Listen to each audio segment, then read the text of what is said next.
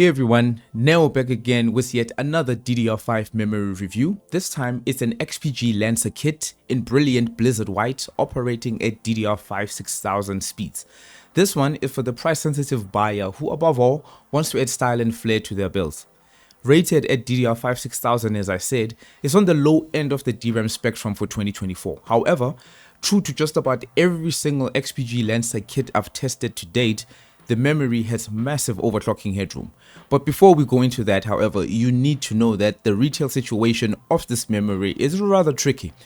As is, Amazon doesn't have this exact kit, but they do have a non-RGB model for about $180 US.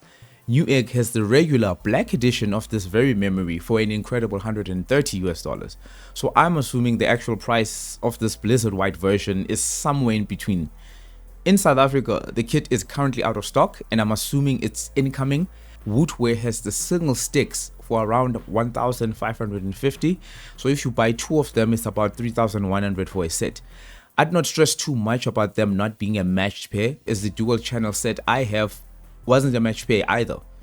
In the last review, I established that my hardware limits memory frequency to around 8,400, which isn't the worst but far from great. That said, the CPU was more than a match for the memory, and while I was able to get into Windows at DDR5 8600, nothing was stable and only DDR5 8000 was reliable and easy to achieve actually.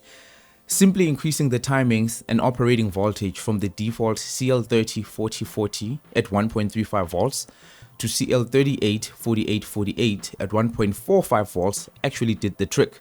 And oddly enough, these are the standard settings for most high-end DDR5 8000 kits, including the 8000 SKU of this very memory from XPG. I've always been partial to the elegant design of the XPG Lancer memory kits, and this one is no different. The heatsink is almost too simple, but that's exactly what makes it so sleek and stylish.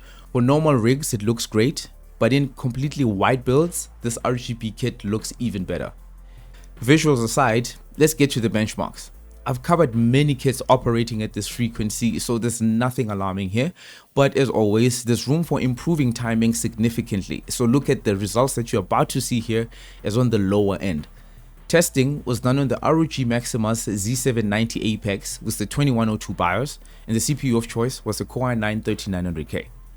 Out the gate, we have IDA 64 memory bandwidth. XMP from the CPU default of 5600 actually doesn't do much. But at 8000, we see the gains of up to 30 gigabytes a second across all subtests, a massive 33% increase in performance. Memory latency scales massively as well at DDR5 8000, shaving off nearly 20 seconds from the CPU default frequency. XMP, however, does very little here. SuperPi 32M reduces calculation time by 10 seconds. That's between DDR5 5600 and the overclocked DDR5 8000 setting. And as we've seen this before, the largest increase comes from XMP to 8000 as opposed to 5600 to XMP. While Cruncher, much like the other benchmark, shows very little performance gains when going from 5600 to XMP, but going from 5600 to 8000 shows the largest gains in performance, reducing the calculation time by a whole 6 seconds. 7-zip benchmark is the next test, and the scaling here is rather curious to say the least. 15,000 points from 5600 to XMP at 6000, then just 11,000 points from that XMP setting of 6000 to 8000. I would have expected a larger gain reflecting the previous benchmark behavior, but obviously that didn't happen. Handbrake video encoding is the next test. XMP, as we've seen, doesn't do much here, but the performance at DDR5 8000 is rather sizable. Over a much longer video than this one, the 7-second advantage could potentially turn into hours. Geekbench 6 is the last synthetic test, and here we can expect memory to make a meaningful difference as it always has. Improvements at XMP of course, but the biggest jump in performance as expected is at DDR5 8000. With those tests done, let's look at the gaming benchmarks quickly. First is Cyberpunk 2077. Not much is happening here. XMP increases the average frame rates ever so slightly, and DDR5 8000 does even less so, if at all. That said, the 1% lows have improved. For this specific game, however, I really wouldn't bother with memory, and it just doesn't do much. Dying Light 2 is next, and it's again a matter of XMP being more than good enough to alleviate any bottleneck that could be caused by the memory subsystem. At DDR5 8000, it is the fastest, but honestly, this is academic at this point. Forza Horizon 5 performs very well on everything as always. However, if you want to see the differences, they are entirely in the 1% lows, and even then, 206 versus 219, while measurable, is not something you'll be able to notice during gameplay. The last test is Hitman 3, and this game actually scales very well with memory performance, and here we can see the massive advantage that DDR5 8000 has over XMP and certainly over the DDR5 5600 settings.